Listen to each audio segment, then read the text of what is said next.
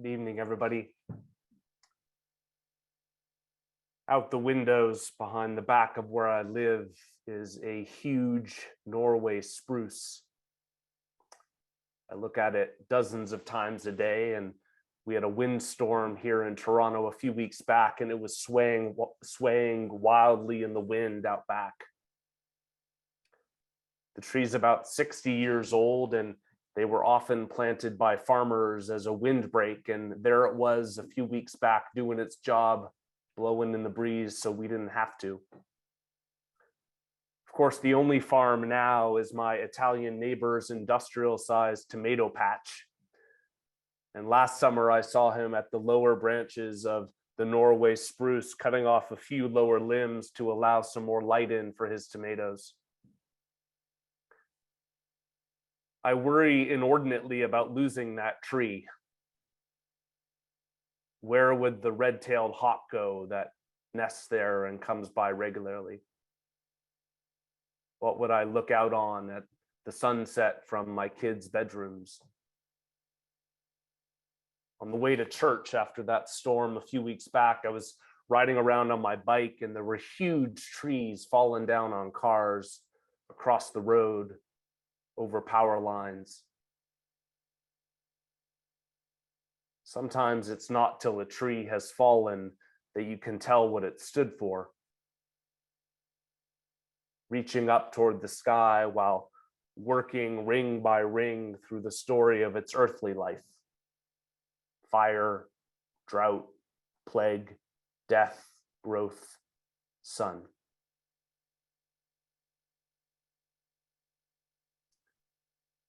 The forest that is St. Clement's Church lost an old growth tree this week. Audrey Wilson has died. She was 98 years old. She and her husband, Jim, have been married 71 years, and I asked him if I could share this today. Jim himself just recently turned 100. Liska has been in wonderful touch with them, and I was able to visit them last week where they live. I was able to wish her Merry Christmas, and I think the only thing maybe she understood or heard me say that day that said back to me was Merry Christmas. And I brought them communion, and physically she was no bigger than a sapling by that point. Some trees are cut down by the will of others. Some die of disease. Some fall down simply because they are old and it is time. That was Audrey. She was baptized at St. Clement's as an infant. The room which houses our library and nursery is named after her. The sign is carved out of wood with her name on it. Over these recent years, she's told me more times than I could count. We never could have kids of our own, she said. And so she went about claiming the ones of St. Clement's, teaching Sunday school here for decades and decades, and bringing hot cross buns at Easter. And many people worshiping with us in this Christmas season were likely taught by Audrey Wilson. My kids were. And if you're a kid here tonight or were, Audrey loves you.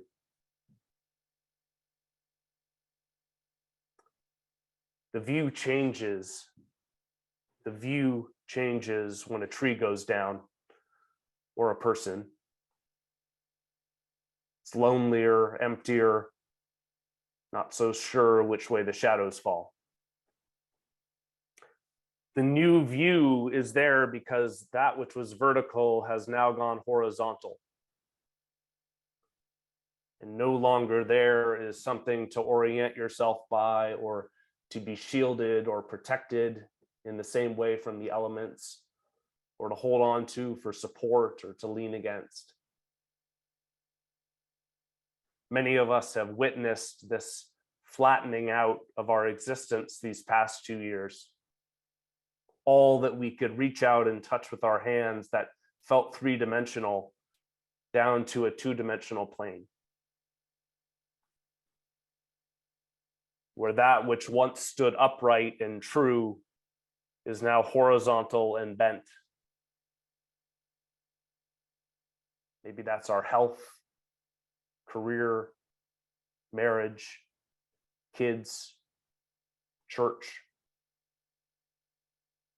And that which we could just look straight on, in order to take it in, we got to turn our heads sideways to see now.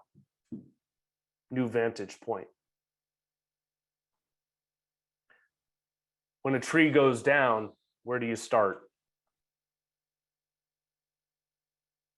There's a garden writer, Ken Drews, who wrote a wonderful book called The New Shade Garden, and it talks about the importance of trees and shade to combat climate change.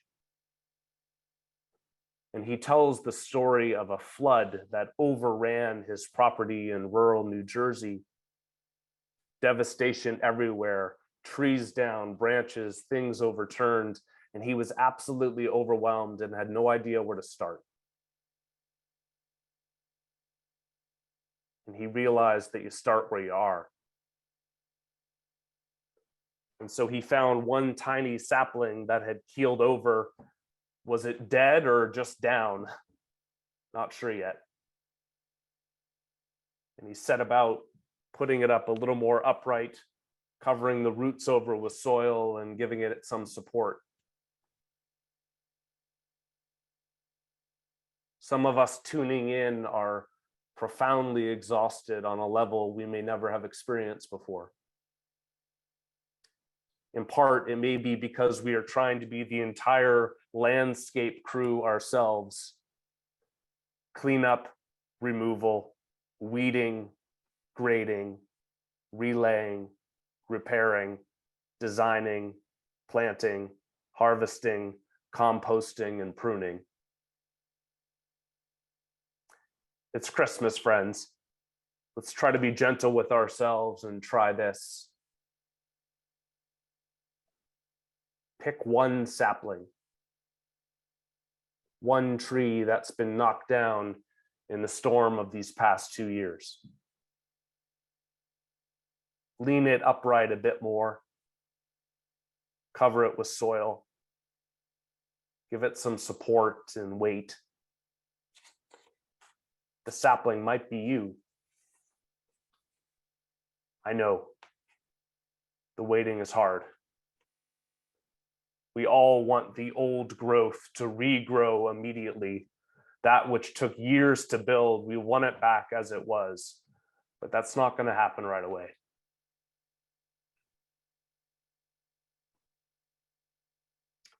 In the beginning was the Word. Where is God in all this? Where is Jesus when everything is falling down? How might God show up to you or to me this Christmas? Is it from the top of the tree like an angel ornament? Is God showing up as one more ornament on top of everything we've already got under control? From the recognizable and the familiar? Or might Jesus be showing up incognito this year? As a stranger we did not expect. Not coming to be one more pretty something on display, rather to come alongside us silently at the bottom of the tree when the cats have knocked it over and the presents have run out and the wrapping paper's everywhere and we're stuck with the cleanup. God is here. Or to take things back outside when the tree has fallen over and its roots are exposed and we're not sure if it will stand up again. God is here. This Christmas, I believe that our new beginning will come from below, where the roots have been exposed and the darkness disturbed, where what was underground has made its way to the surface with new smells and new sight lines. God is here.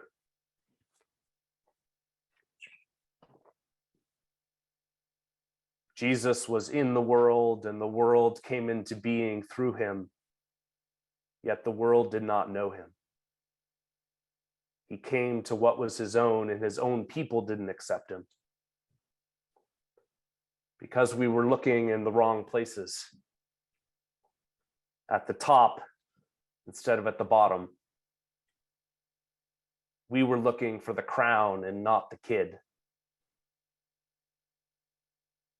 But to all who received him, who believed in his name, he gave power to become children of God. Power to become kids. That's what Audrey knew.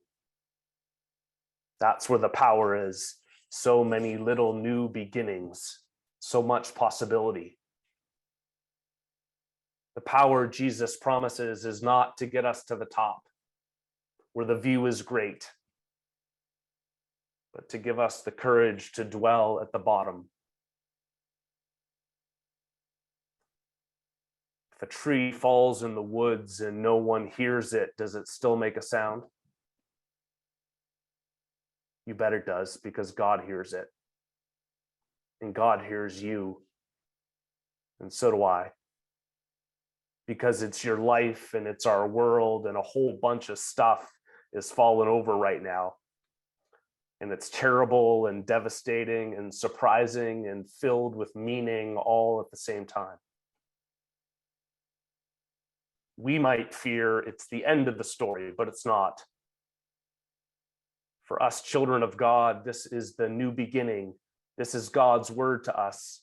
In the beginning was the Word, and the Word was with God, and the Word was God. This is the revelation of the Gospel of John, a time of endings and therefore beginnings. And to all who are willing to dwell with him in the mess and difficulty, Jesus offers the power to start again. To start again, not by throwing it all away, but by staying where we are, one sapling at a time, and waiting for God to work.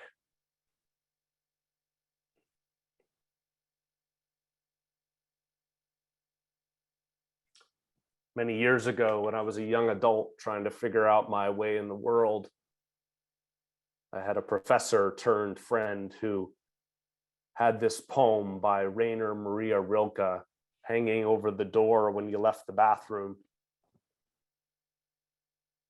It says this, and with this I close.